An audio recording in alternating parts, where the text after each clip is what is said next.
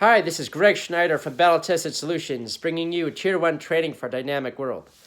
A couple weeks ago, I spoke about the differences between anti-terrorism and counterterrorism, and how these terms are often used incorrectly in the media, in news reports, and even by security and intelligence professionals. This week, I'm going to speak about an operator and an operative. What are the differences, and who is essentially an operator, and who is an operative? Okay, an operator is someone that possesses a wide and deep range of tactical skill sets that operates technically or is deployed in crisis situations.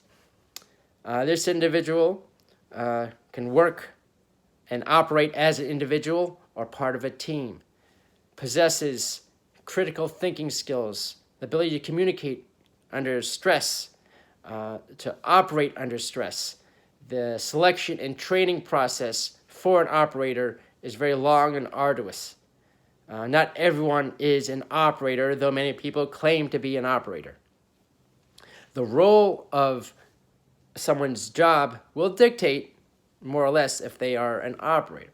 That doesn't mean, if you didn't serve in an elite combat unit, you're not an operator. Well, sometimes a role that you get selected for, or position, be it in the civilian and intelligence world, or even within a military command, you can essentially be an operator to some degree if that role requires one to get deployed in a crisis situation or in a very dangerous area where you have to have the skill sets and abilities to complete your objective, to ensure the safety of others. Whatever the case may be, would be an operator. Does one have to be under fire all the time to be considered an operator? No, not technically. There are many individuals, less so now, but in past years, from elite units that were never under fire until obviously 9/11 happened, and that the global war on terrorism changed much of that, not just in America, but in other parts of the world. We have tactical operators from police agencies, such as SWAT, whether it be at the local level, the state level, and even the federal level. The FBI's hostage rescue unit or hostage rescue team are an elite bunch of operators. The State Department has an elite bunch of operators in their mobile security team that protects the Secretary of State. In the intelligence world, we have operators that conduct paramilitary operations, and in some cases provide, as we've seen in Benghazi, we have tactical operators that are assigned to protect case managers in that case from the CIA, case officers, to protect them when they go out and meet their assets in the field. And they have to possess, and continue to do so, the abilities to operate under fire, the abilities to escape and evade, to return fire if necessary, and to do so often within minutes and seconds. That takes a special type of individual. Again, it's not to say that there are others in non-special units that don't operate in some cases. And again, at least within the military, and in certain police situations, law enforcement situations, once the bullets start firing, it doesn't really matter to some degree. But an operator is often determined by the width, the breadth and depth of their skill sets, and the role they are required to do, and the environment in which they have to do it. Now, we have individuals that do, especially in the close protection world or in the executive protection world, that may be unarmed, may even be domestic. They're working to prevent, let's say, a potential kidnap, or they're assigned to protect, or they're part of a team to protect a high net worth individual, an iconic figure, maybe a dignitary. Are they operators?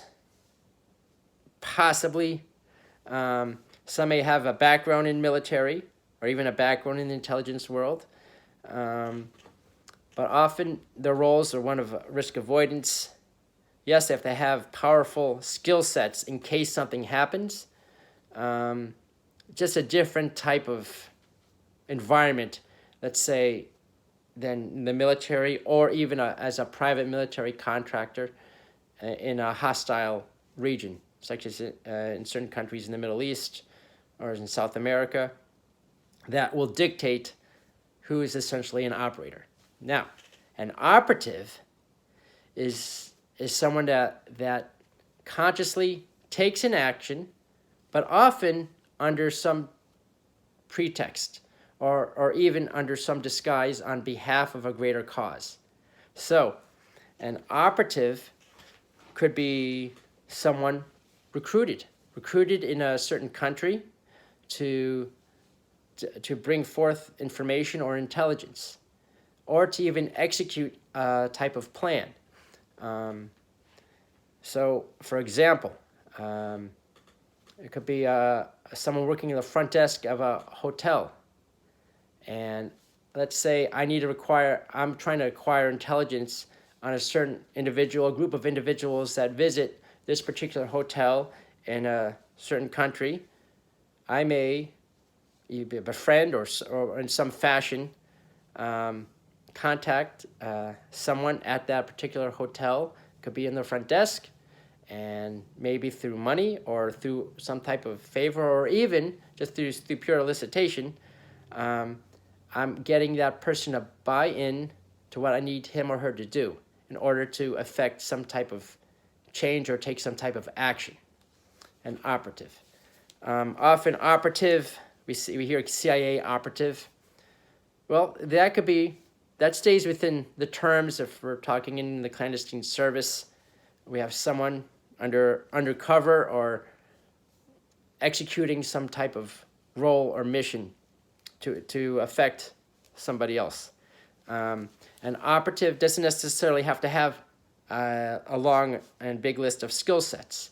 An operative could be someone working at a newspaper that maybe, for example, if I were an intelligence officer, I have this operative call me every time someone calls them claiming to be from some terrorist group or organization.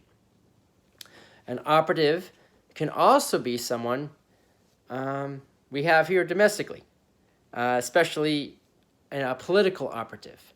Again, working for some type of cause to effect change. They could do so covertly in raising funds, doing a smear campaign, using shell companies to cause some type of disarray or chaos, or to hide their tracks, or to hide the tracks of the people who employ them. These are political operatives.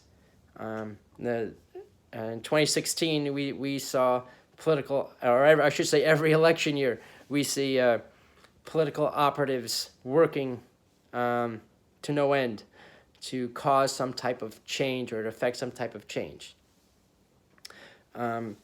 In the intelligence world, an operator has an active role in some degree.